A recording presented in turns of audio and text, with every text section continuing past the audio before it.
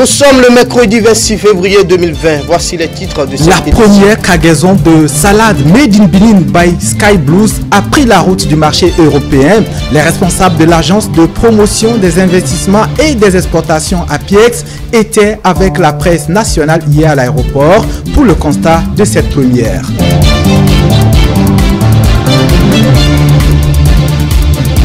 Le ministre des Sports, Oswald Omeki, était ce mardi avec les responsables des associations sportives. La séance a porté sur le niveau d'avancement des réformes engagées dans le secteur.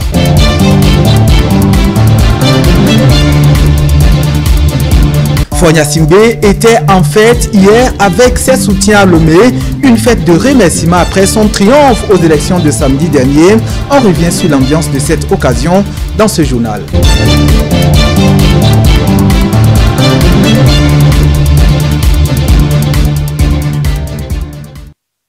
Bienvenue à toutes et à tous. Les responsables de l'agence de promotion des investissements et des exportations APIEX étaient en visite hier mardi à l'aéroport international Cardinal Bernardin-Gantine de Cotonou. Une descente pour faire le constat avec la presse de l'expédition à partir de Cotonou de la première cargaison de salade de fruits produite par l'entreprise Blue Skies à destination de l'Europe. Compte rendu de l'événement, Elia Djeran, Edouard Capo.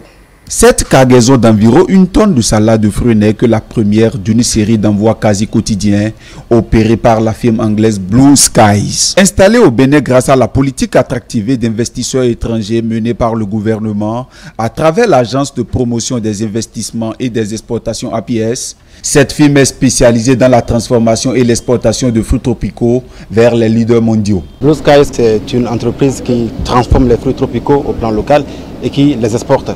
Alors, comme je l'ai dit, toutes les dispositions ont été prises avec tous les acteurs, l'ANAC, l'APIEX, Blue Skies elle-même et puis tous les acteurs pour faire en sorte que cette première expédition soit une réalité. Alors, Blue Skies d'abord produit des salades de fruits, mais aujourd'hui nous sommes en train d'envoyer uniquement de l'ananas. L'ananas, la variété c'est la Cayenne lisse et que nous avons découpé, mis dans des pots conditionnés pour exporter sur les supermarchés européens. Aujourd'hui nous sommes en train de fournir 3 supermarchés. Il y a Carrefour, il y a Monoprix et puis il y a Deli Monoprix en France. La visite du directeur général de l'APS fait suite à celle du chef de l'État à Ladar sur les installations de Blue Sky.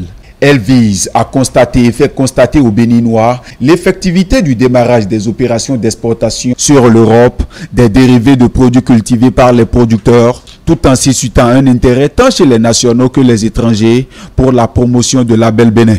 Nous sommes venus constater que tout le processus qui va permettre à la société Blue Sky d'expédier sa production se déroule dans de bonnes conditions. Une des difficultés majeures qu'a soulevé cette société, c'était la capacité en fait du Bénin à lui assurer un dispositif logistique qui lui permet d'expédier dans de bonnes conditions sa production. Aujourd'hui, je suis heureux de constater que tous les efforts que nous avons faits avec l'ANAC, avec le transporteur, avec la direction de l'aéroport, on permet aujourd'hui à Blue Sky de pouvoir expédier les 400 kilos de fruits transformés qu'ils vont expédier ce soir sur Paris, Charles de Gaulle. L'opération menée par la firme internationale au Bénin offre plusieurs opportunités directes et indirectes, contribue à la bonne publicité de la destination Bénin à l'international, peut valoriser désormais la fonction entrepreneur agricole au Bénin. Nous ne sommes que le bras armé, le bras opérationnel du gouvernement en matière de facilitation des investissements dans notre pays.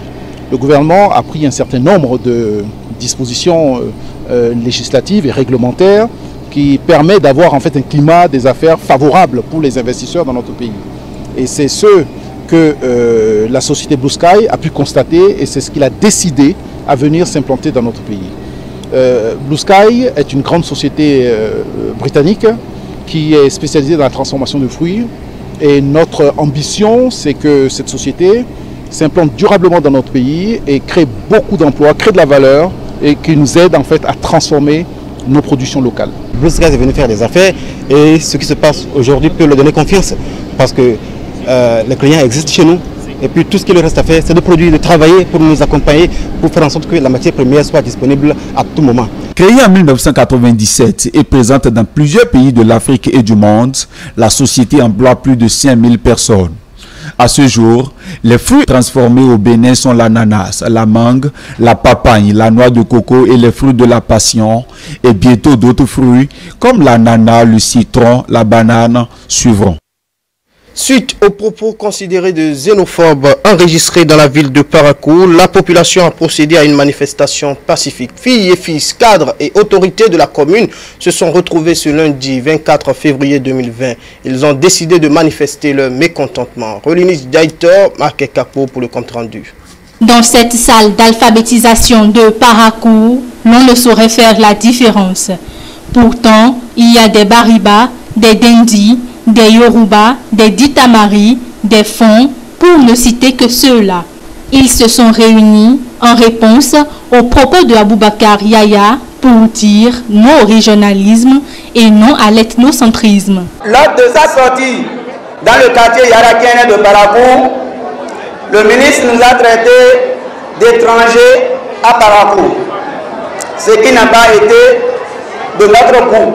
Nous sommes tous béninois et nous sommes fiers d'être à Parakou et fiers de contribuer au développement de Parakou. Les Somba ne discuteront jamais le fauteuil de la royauté de Parakou. Parakou ou Parakoulou signifie ville pour tous. Il était donc primordial pour les habitants de Parakou de démontrer leur unité à travers cette manifestation pacifique. Elle vise à corriger une injustice, j'allais même dire à prévenir des troubles à l'ordre public dont les conséquences néfastes pourraient dépasser l'entendement. Injustice parce que qui connaît Parakou ne devrait distinguer autochtones des étrangers dans la mesure où Parakou transpire ville cosmopolite. Parakou ne connaît pas de distinction de fond, de Somba, de Ditamari, de Dendi, de Bariba, de Nago et que sais-je encore. Parakou connaît des Paraquoises et des Paraquois venus de toutes les contrées du pays, auxquels s'ajoutent harmonieusement les frères et sœurs des pays frères et amis. Au-delà des mots, c'est par une caravane de chants, de danses, de démonstrations des diversités culturelles que les Paraquoises et Paraquois ont choisi mettre un thème à cette manifestation. Et pour l'occasion, ils ont invité le député de la 8e circonscription électorale, Rachidi Badamansi. C'est un combat contre l'injustice, un combat contre la xénophobie, le régionalisme. Donc ensemble, nous sommes forts. Je vous remercie, communauté d'Italogènes. Je vous remercie parce que vous êtes sortis massivement. Vous êtes sortis pour dire non. Et je vous demande humblement d'être les ambassadeurs de la paix. La paix n'est pas un vain mot, dit-on, c'est un comportement et les habitants de Parakou ont choisi d'entretenir entre eux un comportement de paix et d'unité. Sous l'égide du ministre des Affaires étrangères et de la coopération, le district 403-4 du Lions Club International et le gouvernement béninois ont procédé à la signature d'un accord de siège. C'était au cours d'une cérémonie solennelle qui s'est déroulée ce mardi 25 février 2020 dans les locaux du dit ministère. Mathieu Bouko et Prudence Koussouan y étaient. Voici le compte rendu. Le présent accord va permettre à la famille Lion au Bénin d'avoir tous les attributs juridiques et de bénéficier de toute la légitimité nécessaire pour jouer le rôle qui lui est dévolu en tant qu'organisation humanitaire internationale présente au Bénin depuis 60 ans. La signature de cet accord de siège renforcera notre collaboration avec le gouvernement. Elle facilitera le développement et l'accélération de nos projets, programmes et de nos œuvres en général et renforcera la visibilité de nos actions. C'est pourquoi je voudrais remercier très sincèrement, au nom de tous les lions du Bénin, d'Afrique et du monde entier, et en mon nom propre, le président de la République, son Excellence, M. Patrice Talon, pour avoir autorisé la signature de cet accord de siège pour son leadership et son engagement à développer le Bénin sur tous les plans. C'est une vision qui cadre parfaitement avec les objectifs du Lions Club international. Cette organisation, constituée d'hommes et de femmes, a posé des actes majeurs dans plusieurs domaines qui ont impacté plusieurs localités. Quelques réalisations à titre d'exemple. La banque d'insuline pour le dépistage et la prise en charge du diabète à Cotonou. Le pavillon d'hospitalisation de 50 lits entièrement équipé au Centre national et hospitalier de pneumophysiologie Lazaret de Cotonou. Le service des grands brûlés du CNHU de Cotonou. Le service des grands brûlés du CHDO de Porte-Nouveau. Le centre de formation artisanale de Huida, le pavillon des lépreux du centre de santé de Bigamé à Cotonou, des modules de classe, des internats, des infirmeries et dispensaires, des bonnes fontaines, des latrines, des orphelinats, et tout ceci à Porte-Nouveau, Cotonou, Huida, Alada, Tofor, Comé, Parakou, Natitengu, Tanguiekta, Boukoubé et j'en passe. Des actions utiles qui méritent d'être accompagnées au dire du représentant du ministre des Affaires étrangères. Vos réalisations au Bénin sont nombreuses et je ne voudrais pas en citer ici, au risque d'en oublier. La signature du présent accord de siège constitue donc l'expression de la satisfaction du gouvernement du président Patrice Talon pour les actions menées en faveur des populations qui, j'en suis convaincu, vous en sont également infiniment reconnaissantes. Les différents privilèges accordés en vertu de cet accord représentent la contribution du gouvernement à vos efforts pour mieux atteindre vos objectifs qui sont en parfaite adéquation avec le programme d'action du gouvernement. Je voudrais donc vous inviter à plus d'ardeur afin qu'à l'issue des 5 ans de validité de cet accord de siège, vos activités soient couronnées de plus de succès. Lions Club International, plus qu'une organisation, une famille. Longtemps insalubre, la berge lagunaire de Cotonou retrouve ses lettres de noblesse. Le projet d'aménagement des berges est entré dans sa phase active. Une équipe de notre rédaction est descendue sur le terrain pour faire le constat. Sandra Kfadili, Edouard Capo.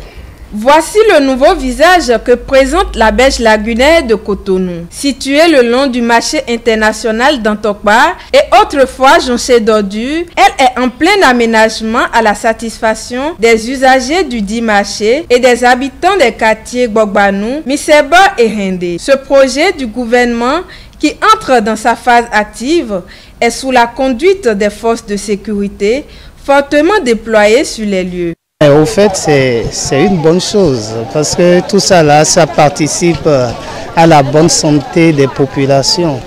Sinon, tout le monde est unanime avec moi qu'entre-temps, on ne pouvait pas rester ici une seconde.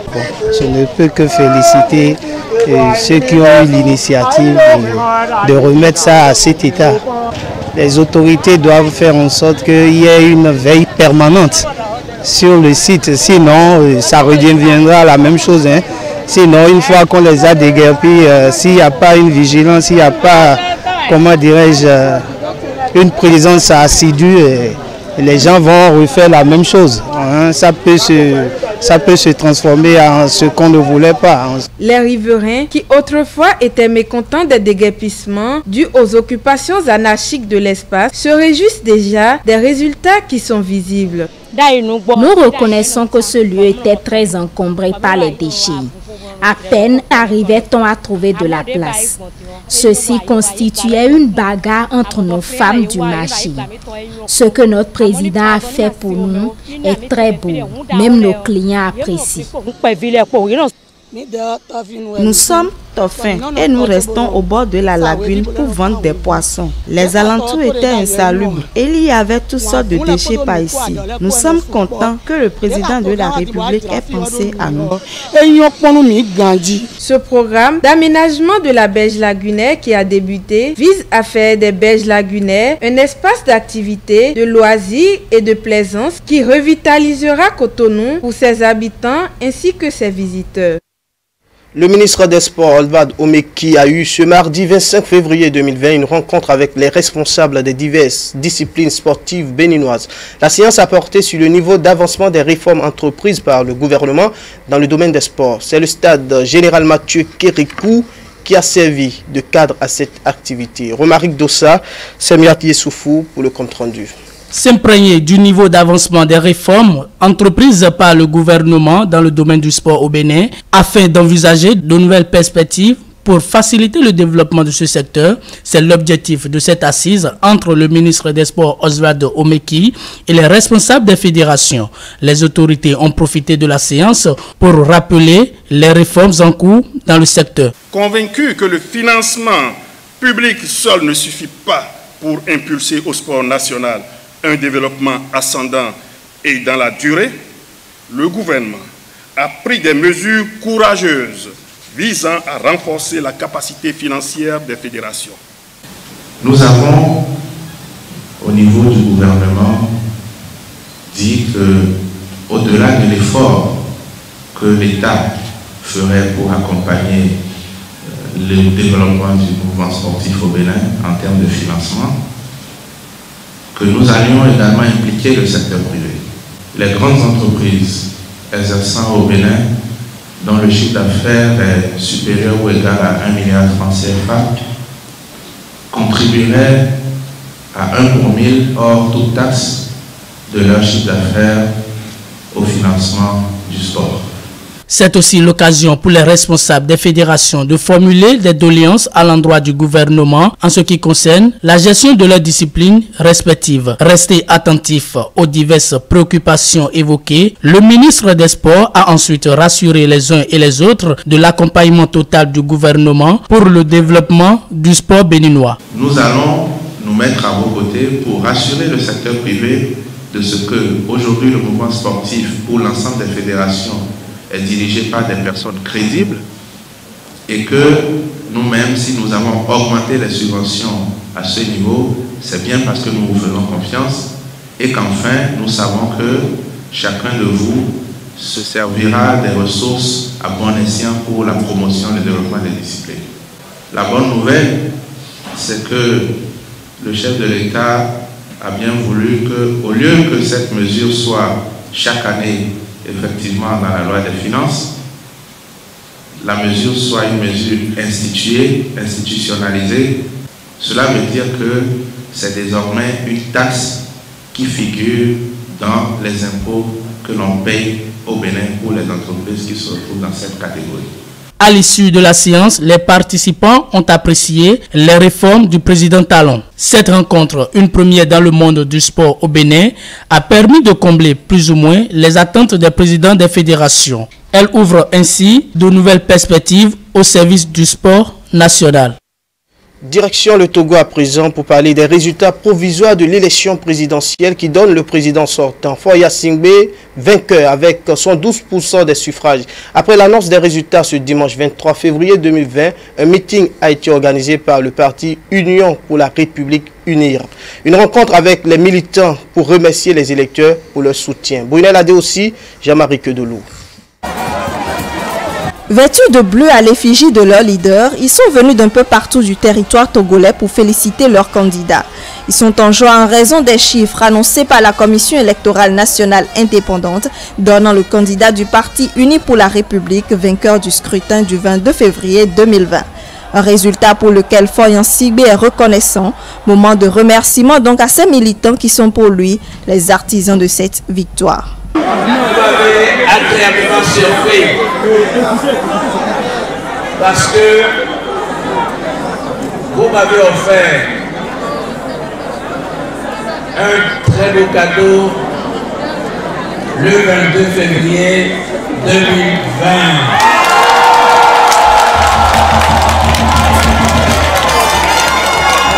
Et cette victoire est belle, cette victoire est franche parce que elle est le fruit de nos efforts collectifs.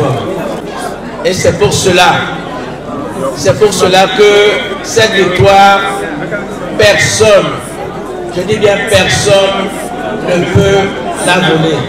Elle nous appartient. Pour le président sortant, cette victoire n'est pas une fin en soi. Il veut travailler à faire progresser le pays. Ce n'est que le premier pas de la destination que nous cherchons. Et cette destination, c'est tout simplement, si je dois résumer en 2 mots, le progrès dans la stabilité, le progrès dans la sécurité, le développement dans la paix.